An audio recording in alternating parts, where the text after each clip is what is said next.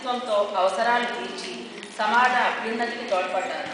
భగవాన్ శ్రీ సత్యసాయిబాబా గారిని కొందరు దైవాంశ సంభూతులుగా, మరికొందరు మహాయోగిగాను, కొందరు శక్తులు కలిగిన అవతార పురుషులుగాను, మంచి మనిషిగాను, మహానుభావులుగాను కలిసి పూజిస్తూ సేవిస్తూ వచ్చారు. స్వామి తన దివ్యోపన్యాసాలతో కోట్ల మందిని మార్చగలిగారు. ఈనాడు సత్యసాయి సంస్థలు ప్రపంచవ్యాప్తంగా దాదాపు 175 దేశాల్లో ఉన్నాయి. అంటే దానికి కారణం స్వామి ప్రేమతత్వము, సేవాతత్పరతే. చెప్పడం కాదు, చేసి చూపించడం స్వామివారి ప్రత్యేక లక్షణం.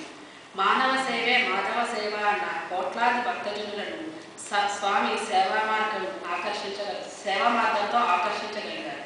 స్వామి చాలాసార్లు తన ప్రసంగాల్లో చెప్పారు, ప్రపంచం నలుమూలలో ఇన్ని కోట్ల మంది ప్రశాంతి నిలయానికి వస్తున్నారు.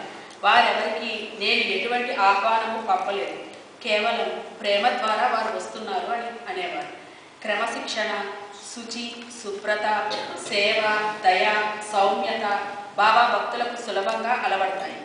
జాతి, మత, ప్రాంత, వర్గ, వర్ణ వివక్షత లేని ఏకరూపత సాయి భక్తుల ప్రత్యేకత.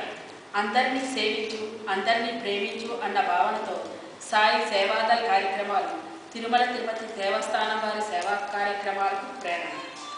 ప్రేమ, సేవలతో ముక్తిని, భగవంతుని అనుగ్రహాన్ని పొందవచ్చును అని స్వామి ఎన్నోసార్లు చెప్పారు. మనము అందరినీ అన్ని వేళలా అన్ని విధాలుగా సంతృప్తి పరచలేదు, ఆనందపరచలేదు. కనీసం ఎదుటి వ్యక్తితో మాట్లాడేటప్పుడల్లా ప్రేమగా, మృదువుగా మాట్లాడాలని స్వామి చెప్పేవారు.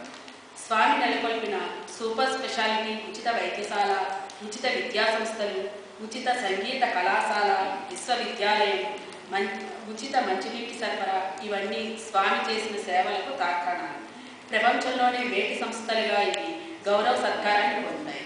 ₹1 పెట్టుబడికి వేల రూపాయలు ఆశించే ఈ కలియుగంలో ఉచిత సేవలు అందించిన ఘనత, గొప్పతనము, దాతృత్వము, త్యాగశీలము సత్యసాయి బాబా వారికే దక్కుతుంది. ఇక అద్భుతాల విషయానికి వస్తే ప్రశాంతి నిలయం అసంఖ్యాకమైన మహిమలకు పుట్టింది.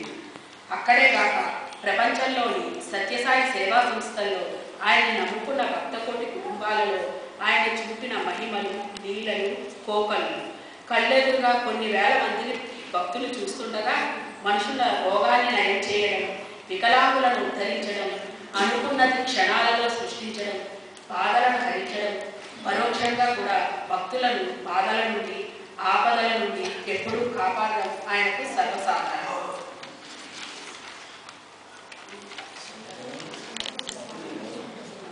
శ్రీజ ఒక చిన్న పాట